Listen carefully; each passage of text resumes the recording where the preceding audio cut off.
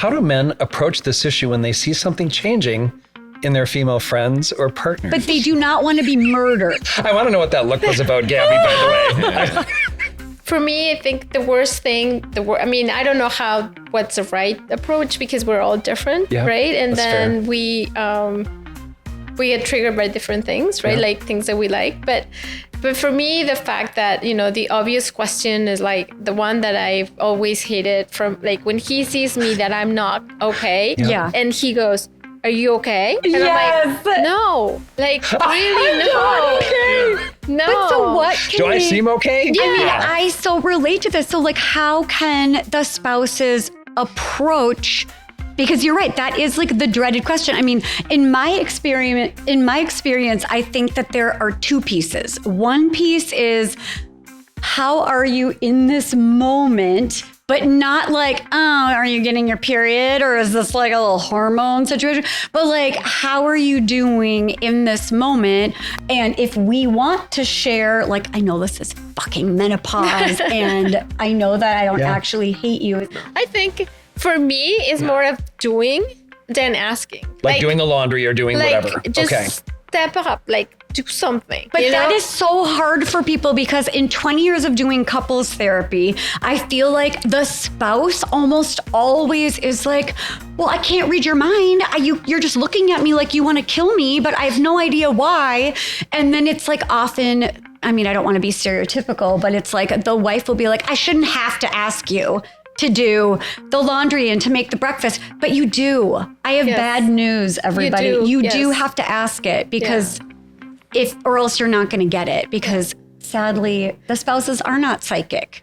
For me, the worst part was when he was watching me or like being mad and then he would just ask me to confirm that I was mad. It's like, isn't it obvious that I'm not okay?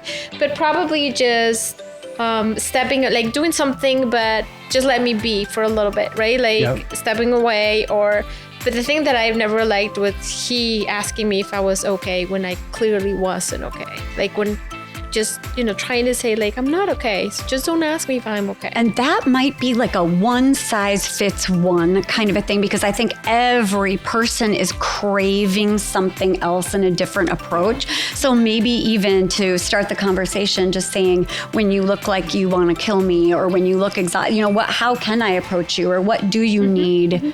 Or saying, I see you. Yes. Like, I just see that you're struggling. That's so that great. acknowledgement. Can you is tell really me good. what's going on? So that curiosity you talked about before. Like, just stepping in, say like, I got it, like, let me handle this. And then just try to break away from, just like stepping in.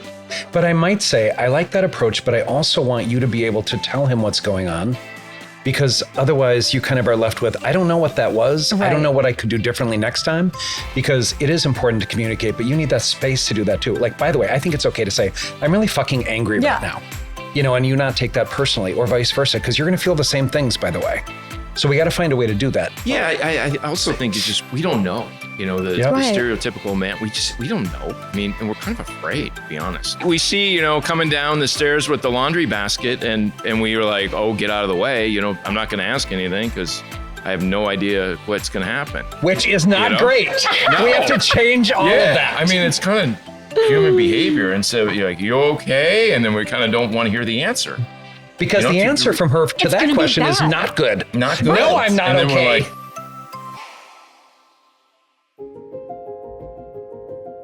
We're like, if you see something going on for your partner, I mean, Chris, you kind of talked about that. Like, as Gaby, you're going through what I want to say are really extreme issues.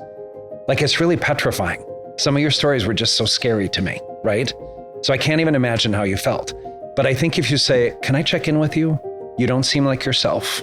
And I want to make sure you're doing okay. Like your best friend. Just check in because you're seeing that person, right? Please. So I think, and one thing, looking back, and Chris and I talked about things that he could have done. That's it. Maybe not like asking me directly because I was going to say it was fine. Like if he asked me, are you okay? I was going to say okay because we were so not in the same planet. Which makes it all much worse. Right? Right. We were not even the same planet. Like we were just not. I think, and we talked about this, like he could have reached out to my sister, right? And said, Gaby's not doing fine. Can you come? visit, talk to my mom, to my friends, right here, and then just try to find a way of someone getting to me to talk, because I wasn't talking to anybody. I don't need you to tell me it's going to be okay. I don't need you to tell me that, we're going to work it out. I need you to listen to me, how I feel. I need you to do something, not just let me be. Like, I need you to take action. Like, if you see me overwhelmed, just step in and do something. My friends, I can share with them, but they don't live with me. Gaby and Chris, we are so incredibly grateful for your beautiful story. I know it has touched so many hearts and helped so many people. This is why we labeled our podcast this and named it, because we're not fine.